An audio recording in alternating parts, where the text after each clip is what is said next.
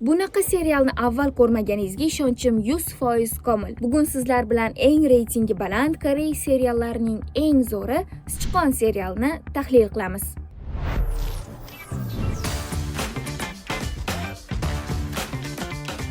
Aslida bu serial 10 dan 10 ga arziydi, lekin o'zini bali ham yomon emas. IMDb'da 8.6 reytingda bu juda ham yaxshi natija. 20 ta qismdan iborat Sichqon seriali 2021-yilda TVN kanali tomonidan namoyish etilgan. 2026-yilda esa Ria Play platformasi tomonidan o'zbek tiliga professional dublyajga o'girildi. Endi serial voqealari haqida gaplashsak. Detektiv Komuchi bolaligida dahshatli voqealarga guvoh bo'ladi va shunday jinoyatchi va psixopatlarni ushlash uchun detektiv bo'lishga qaror qiladi.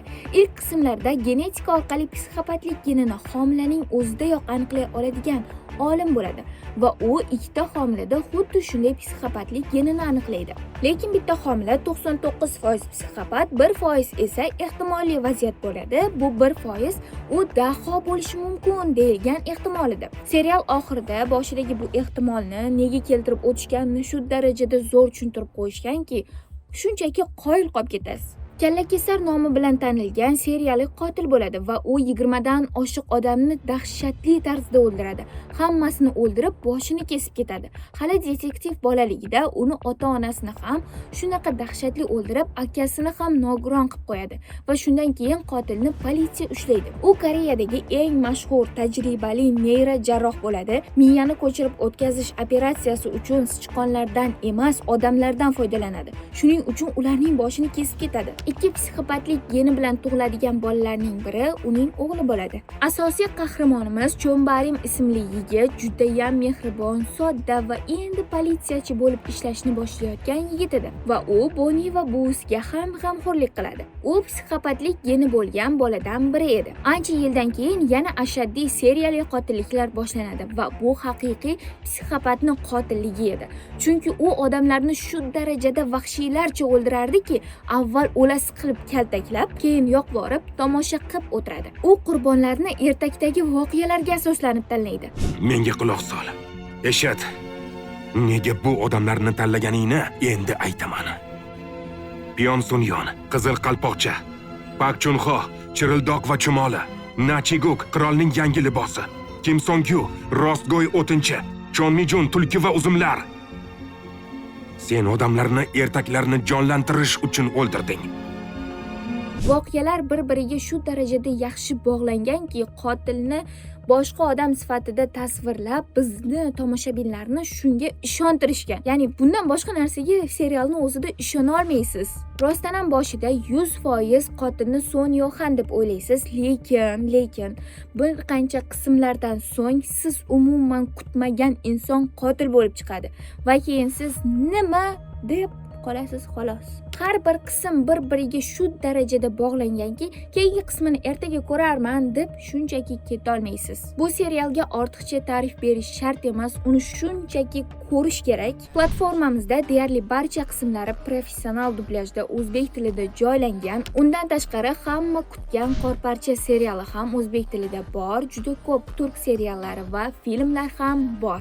Serial voqealari qisman hayotiy voqealarga asoslangan. Serial muallifi Choiran 2017-yilda Janubiy Koreyaning Inchon shahrida sodir bo'lgan boshlang'ich maktab qotilligi ishi tufayli ilhomlangan. Sud jarayonida sudlanuvchidan siz uchun hozirgi kunda eng qiyin narsa nima deb so'ralganda, u shunchaki qarab, ob-havo yaxshi, lekin bunday go'zal ob-havoda gilos gullarini ko'rmaslik men uchun eng qiyini deb javob bergan. Tasavvur qilyapsizmi? Unda umuman ayb hissi yo'q. Qotil hech qanday pushaymonlik yoki aybdorlik his qilmaganini ko'rib, Ran serialni shunga asoslangan. Chunki u psixopat qotillar og'riqni his qilishlarini, o'z xarakteri haqida mulohaza yuritishlarini va kechirim so'rashlarini ko'rishni xohlaydi. Agar ular shularni his qilishi uchun ozgina imkoniyat bo'lsa ham, ularni o'z gunohlarini chin dildan tushunishlari va pushaymon bo'lishlari kerak deb hisoblaydi. Aybdorlik, vijdon hissi psixopat qotillar uchun eng yaxshi jazo bo'lishini aytadi. 2021-yilning birinchi yarmida 3 eng mashhur dramalar reytingida va TVNning barcha vaqtlardagi seriallar orasida 2 yil ketma-ket eng yaxshi, eng ko'p ko'rilgan serial rekordini o'rnatgan. U Fransiya televideniye televideniyasida fransuz tilida berilgan birinchi dorama hisoblanadi. Aktyorlarning o'zlari ham rollaridan juda ham ta'sirlanishgan va ularning karyerasidagi eng yaxshi serial ekanini ta'kidlashgan. Ko'pchilik tomoshabinlar shunday izohlar qoldirishgan. Serial shunchaki detektiv emas, u inson psixologiyasini larzaga soluvchi voqealarga to'la. Ba'zilar hatto bu serialni ko'rganimdan keyin o'zimga kela olmadim deb ham yozishgan. Men ham xuddi shunday 15-qismni ko'rganingizda buni o'zingiz tushunib olasiz.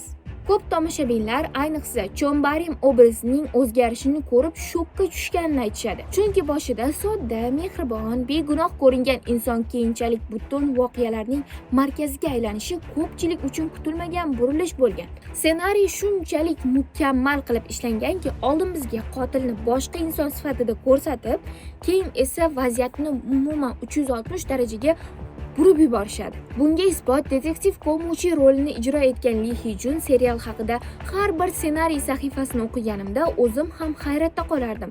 Voqealar shunchalik kutilmagan tomonga burilardiki, tomoshabin qanday his qilishini tasavvur ham qila olmasdim, deb ta'kidlagan. Serial tugaganidan keyin tomoshabinlar bitta savolni berishgan. Insonlar shunday tug'ma-yovuz bo'lib tug'iladimi yoki ularni jamiyat shu holga soladimi? Aynan shu savol chiqqan serialning g'oyasi hisoblanadi. Chunki serial nafaqat qotillik haqida, balki inson qalbi, vijdon va pushaymonlik haqida ham gapiradi.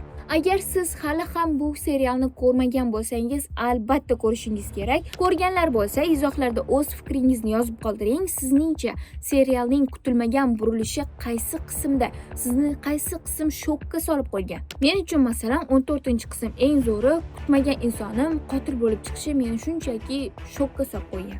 Serialdagi genetika va psixopatlik g'oyasi ba'zan haddan tashqari dramatik qilib ko'rsatilgan sahnalar ham mavjud, chunki real ilmiy nuqtai nazardan psixopatlikni faqat bitta gen orqali aniqlab belgilab bo'lmaydi. Miyani ko'chirib o'tkazgan taqdirda ham his-tuyg'ulari, xotiralari o'tmaydi deyishgan.